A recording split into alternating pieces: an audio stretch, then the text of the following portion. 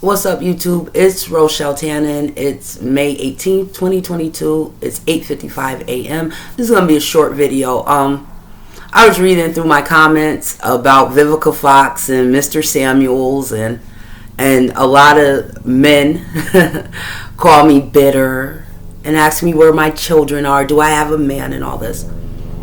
You know, I've been called bitter. I've been called angry. I've been called miserable. I think every black woman in this nation has been called them names. In my case, I can honestly say I've only been called that by black men and black women. I have never been called bitter by any other group of men. Never. Since little girl till now.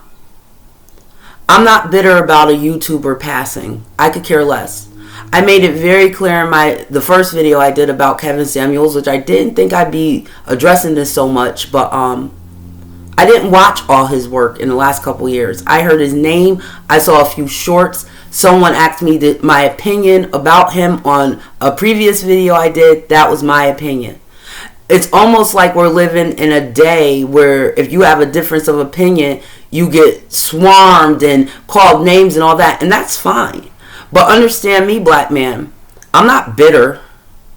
I don't care about Kevin Samuels. I don't need his guidance like a lot of you do. I had a head in my household. And one of the reasons I don't have a, quote, man is because a lot of you black men, whether you believe it or not, you weren't raised to be husbands. One thing Mr. Samuels, a few things he said I absolutely agree with black women and women in general. But a lot of you didn't even have fathers. So what are you going to tell me about anything? I don't need Kevin Samuels. I don't need a YouTuber to tell me my value or what a family is or that, because I had one. And yeah, I agree with Vivica Fox because he is a hypocrite. I'm not enthused with Black Hollywood altogether. What any of those people have become. How they sewn up Hollywood so it makes it hard for newcomers to get on. To me, they don't pull up other blacks like people pulled them up early in their careers. That's my gripe with a lot of those black stars. But in this instance, this conversation, Vivica Fox was right. He was a hypocrite. Big time. How can you be a relationship guru if you're not married? When Dr. Phil talks about relationships, his wife Robin's right next to him. I'm not taking relationship advice from someone who had 2 failed marriages in less than 5 years, collectively. If you're going to scrutinize Vivica Fox and she's old and bitter and she was married for the same amount of time with one marriage that he was in 2. That would make him a failure. Also, if he's giving family advice about marriage and husbands and all this, how would he know when his mother wasn't married? That's an oxymoron to me. Why would you take advice from someone who didn't come from a nuclear family and couldn't keep a nuclear family? Why? Because he's well groomed and has a tailored suit and manicured nails? Is that why you all are taking his advice? Because I can't see no other reason. Or are you that low that you need someone to cling on to, someone you don't know? Someone who pretty much is saying the same thing other YouTubers were saying a decade ago. The reason I didn't listen to Mr. Samuels, because from the shorts I've seen, I've heard this before. And again, you shouldn't allow anyone to place what your value as a person is through their eyes of the world. I wouldn't allow him or any other man to tell me my value because of the money I make in a year. Because it's not always the amount of money you make, it's the way you spend your money. And if high value is $100K a year, well, a component of high value is $100K a year, then a lot of people aren't high value because a lot of people don't make $100K in a year. Now, I saw some comments pertaining to the way I look and all this other stuff. That's another thing. You black men will scrutinize how black women look, but y'all don't do that shit with other races. You'll scrutinize my look or any other black woman, but y'all are the same men that are known for dumpster diving in other races. Be it white, Latino, whatever, y'all dumpster dive. But you're always talking about black women's looks. Always, always, always. Like you're Blair Underwood or some fucking body. Then you talk about us getting older. I hate to let y'all know this, black man, but you're getting older too. And a lot of you aren't getting older gracefully. A lot of y'all ain't fine and all that shit just simply because you're men. You're getting older too. And Kevin Samuels, for all intents and purposes, was on the younger side of life when he kicked the bucket. And that's another thing, him kicking the bucket so young. When I did watch his videos, when I binge watched him a weekend or two ago, the first thing I noticed is he's a coke addict. You can see it. Well, I can see it. I'm a kid of the 80s. I lived through the crack era of the late 80s, well, 80s into the 90s. And I don't even like saying crack era, the infancy of crack, because there's still unknown things about crack because we never had old crack addicts like we do now. I know a cokehead when I see one. And he kicked the bucket on top of a prostitute after telling a black woman on his show, oh, another nurse, because she said she wanted to be a nurse. But you die on top of a woman who's a traveling nurse. And to my understanding, according to one of my subscriptions on YouTube, when you hear traveling nurse on Instagram, he said it's code for escort. I don't know. I'm not on Instagram, but that sounds about right.